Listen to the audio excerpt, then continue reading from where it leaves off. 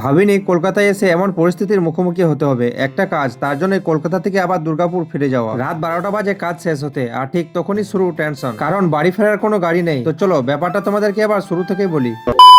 একটু কাজ ছিল, তাই সকাল সকাল তিন বন্ধু মিলে বেরিয়ে পড়লাম কলকাতা যাওয়ার জন্য। ভোর 6টা নাগাদ জয়দেব মোড়ে এসে বাসে চেপে পড়লাম। তখন সূর্য ঠিক মতো ওঠেনি, বাসেও ভিড় কম। এরপর শক্তি করে এসে বাস একটু দাঁড়ালো হালকা টিফিনের জন্য। আমরাও নেমে ঝাল ঝাল করে ঝালমুড়ি খেয়ে নিলাম। তারপর আবারও রওনা দিলাম কলকাতার পথে। আর তারপর কিছুক্ষণ পরেই বাস এসে পৌঁছে গেল ধর্মতলায়। তারপর একটু ফ্রেশ হয়ে ধর্মতলা থেকে আরেকটা বাসে চেপে চলে এলাম বড় বাজার। এতক্ষণে তোমরাও নিশ্চয়ই ভিডিও থেকে বুঝতে পারছো আমরা এখানে এসেছি ডেকোরেশন কাজের জন্য কেনাকাটা করতে। কিন্তু দুঃখের বিষয় এখানে ঠিকঠাক মাল পেলাম না। তাই আর দেরি না করে ঠিক করলাম আমরা দুর্গাপুরে ফিরে যাব। খাবার খেয়ে আবারও বাসে চেপে রওনা দিলাম দুর্গাপুরের পথে। তারপরে অবশেষে পৌঁছে যাই দুর্গাপুরে। এখানে এসে একটা দোকানে ঢুকেই দেখি প্রায় সবকিছুই আমাদের পছন্দের মতোই আছে। যা যা মাল দরকার ছিল একে একে সবকিছু ঠিক করে নিলাম। শেষে সবকিছু গুছিয়ে প্যাকিং করে নিলাম। কাজটাও একদম ঠিকঠাক হয়ে গেল। আর তোমরা হয়তো ভাবছো সকাল থেকে আমরা তিন বন্ধু ছিলাম, হঠাৎ করে এতগুলো বন্ধু কোথায় থেকে এলো। আসলে তখন প্রায় রাত 11টা বেজে গেছে। আমাদের বাড়ি থেকে যাওয়ার শেষ বাসটা ছিল সন্ধ্যায় 6টা। তাই আরো তিনটে বন্ধু মারুতি গাড়ি নিয়ে আমাদেরকে নিতে এসেছে। তাই আর দেরি না করে দুর্গাপুর থেকে বেরিয়ে পড়লাম। অনেকটাই রাস্তা পার হয়ে জয়দেব মোড়ে এসে সবাই মিলে একটা হোটেলে ডিনারটা সেরে নিলাম। এত রাতে বাড়িতে সবাই ঘুমিয়ে পড়বে, তাই হোটেলেই খেয়ে নিলাম। আর আজকের দিনটা এভাবেই কেটে গেল। ভিডিওটা এখানে শেষ করছি। ভিডিওটা কেমন লাগলো কমেন্ট করে জানিও।